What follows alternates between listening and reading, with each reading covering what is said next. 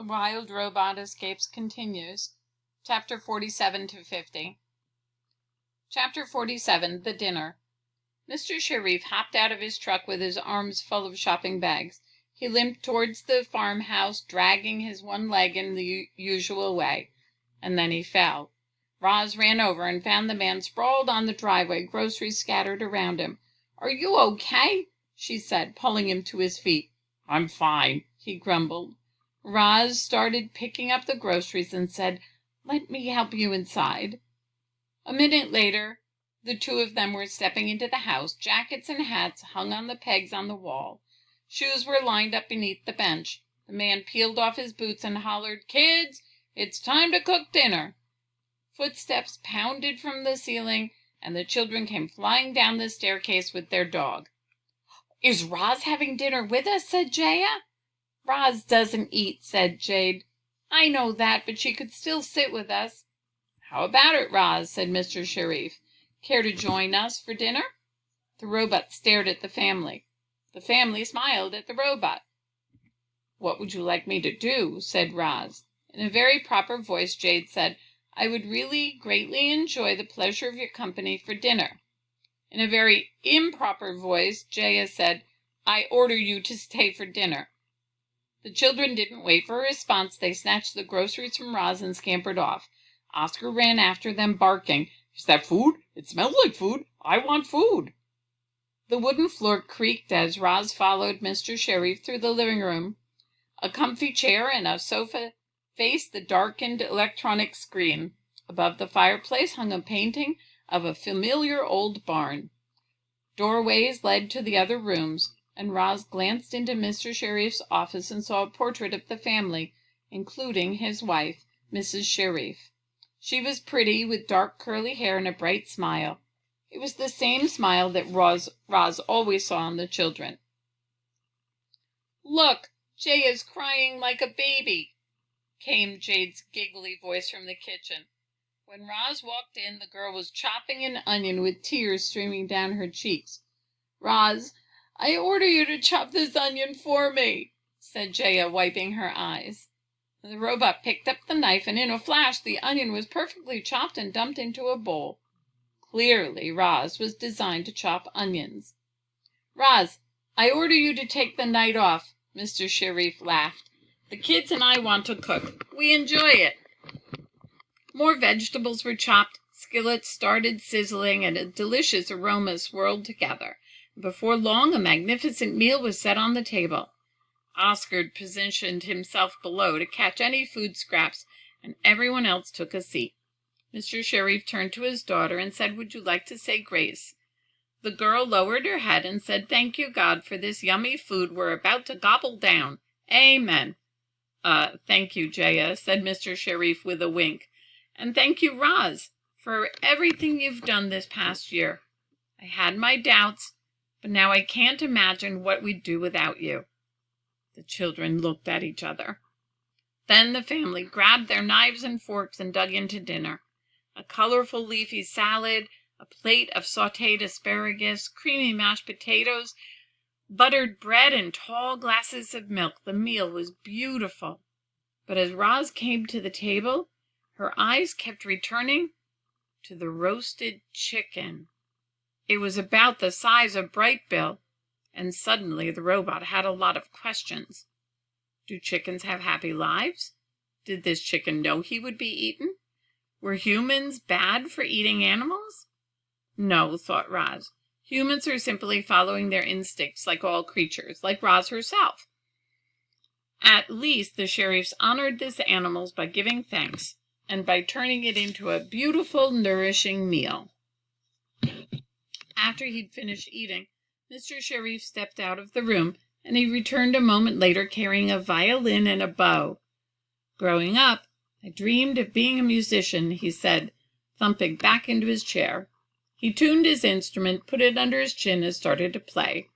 His bow glided back and forth, and his fingers danced along the strings, and a lively old folk song filled the room. Mr. Sherif tapped his foot as the notes rang out, soft and then loud, slow and then fast. The song ended with a flourish, and the music faded to silence. and then he rested the violin on his knee. "This instrument has been in our family for a very long time," he said, "since the days when Cyrus Sherif first built the farm." Cyrus Sherif.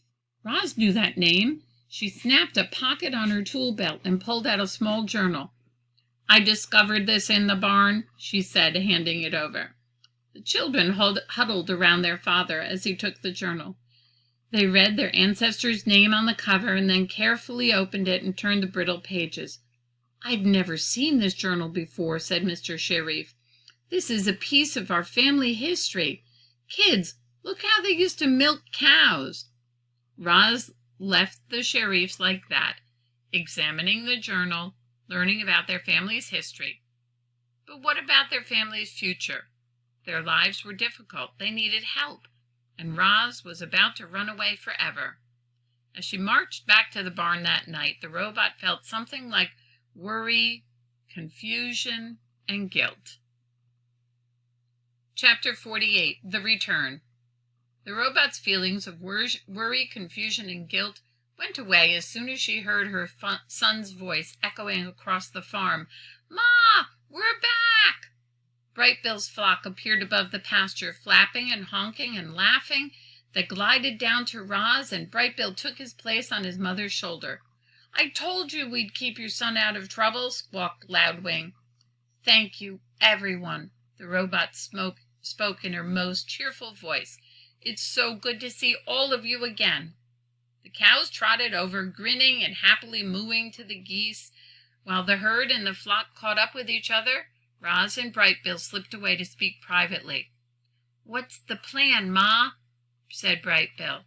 "The plan is simple," said Roz. "Tonight, under the cover of darkness, I will run away from this farm, and then you and I will begin our journey home." Chapter 49, The Goodbyes. That evening was full of sad goodbyes. The first goodbye was between the flock and their young leader. The other geese wanted to help Roz and Bright Bill get home, but the journey would be dangerous, and Bright Bill refused to put his flock at risk. He demanded they return to the island without him. The geese could feel their instincts urging them onward, and they knew Roz and Bright Bill would look after each other. So they said their goodbyes and took off into the night sky.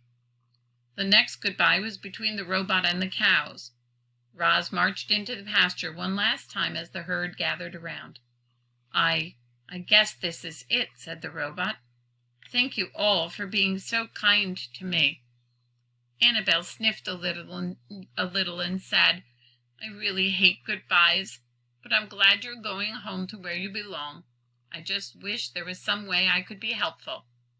"Actually, there is something you can do."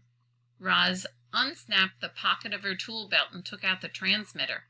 "You can hold on to this for me. Hopefully it will take a few days for Mr. Sherif to realize I am gone."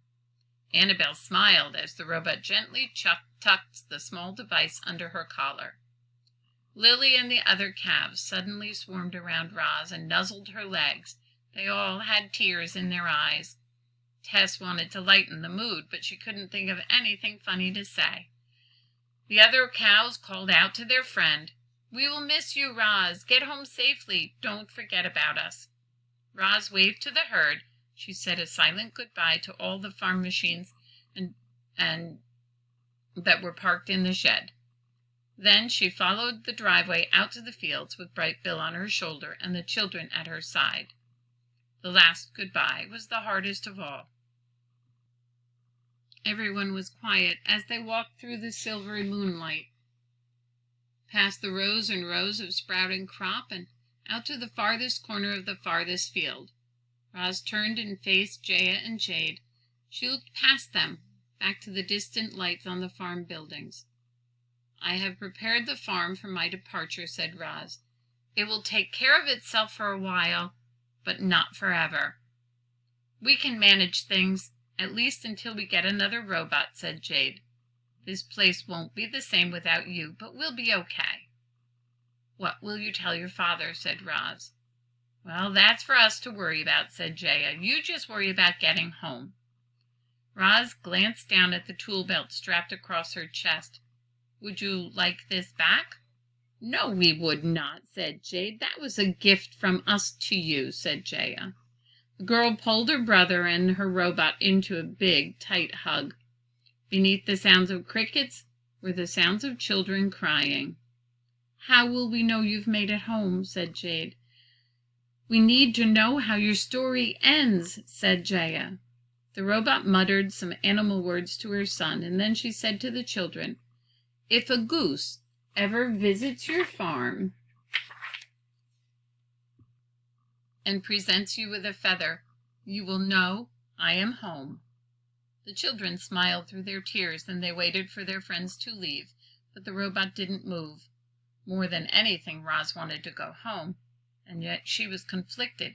She cared about this family and this farm, and now she was abandoning them. The robot lurched forward and then backward, and again as her computer brain struggled with all these thoughts and feelings. Finally, the children gave her a gentle push that she needed. "Roz, we order you to run away." The robot did as she was told. Chapter 50. The Free Robot.